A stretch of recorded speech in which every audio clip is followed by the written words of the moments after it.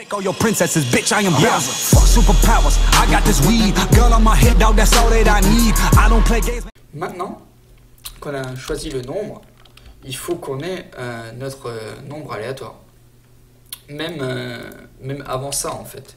Dès le début, il nous faudrait un nombre aléatoire. Dès le début du jeu. Donc ça veut dire qu'ici, il faut générer un nombre aléatoire. Et ça, c'est pareil, c'est du par cœur. La formule pour générer un nombre aléatoire en Java, c'est simple. Le nombre minimum, masse.random qui va générer un nombre aléatoire, fois la borne maximale, la borne minimale, et plus 1. Ok? Ça, c'est vous tapez sur Google et vous le récupérez. Hein. Je ne vais pas réinventer la roue, je ne vais pas créer des trucs. Il y a beaucoup de trucs qui existent déjà, donc on ne génère pas. Alors là, ce qui serait bien, c'est que ici, on a entre 0 et 100, donc min, c'est 0, et max, c'est 100, pour l'instant. Voilà, on laisse la formule telle qu'elle pour pas se foirer, même si ici, bon, 100 moins 0, ça n'a pas d'intérêt. Là, c'est 101, ok, on a compris. Mais c'est pour plus tard. Éventuellement, plus tard, si on veut faire entre 0 et 1000, on remplace 100 par 1000 et on est bon. Même plus tard, on pourrait faire choisir les bornes pour la difficulté. Vous voyez? Ça, c'est encore le cas au-dessus, quoi. Bref, on verra ça plus tard. Pour l'instant, on fait int nombre à trouver reçoit ceci. Et on ferme l'instruction par un point. Alors, ça, c'est quoi ça? Scanner is never closed. Oui, bon, on n'a pas le temps. Voilà, si vous saoule de trop et qu'il vous demande plein de trucs, vous mettez... attendez.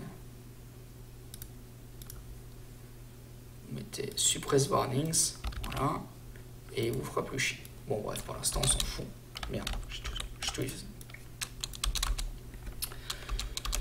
Alors, du coup, je vais sélectionner un nombre entre 0 et 100.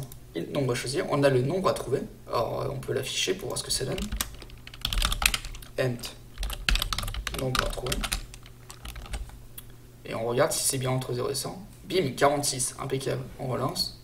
45, 23, 93, 12, 97. Impeccable. Donc ça marche impeccablement bien. Maintenant, on a les deux. Donc, parfait, en fait. Maintenant... on a juste à faire un test. Donc tout à l'heure, je vous ai dit comment faire un test. If. Alors, if nombre choisi est inférieur au nombre qu'il faut trouver. Dans ce cas-là, on met les accolades. Si c'est inférieur, alors on affiche. Si on a choisi un truc qui est inférieur à ce qu'il faut trouver, c'est que c'est plus.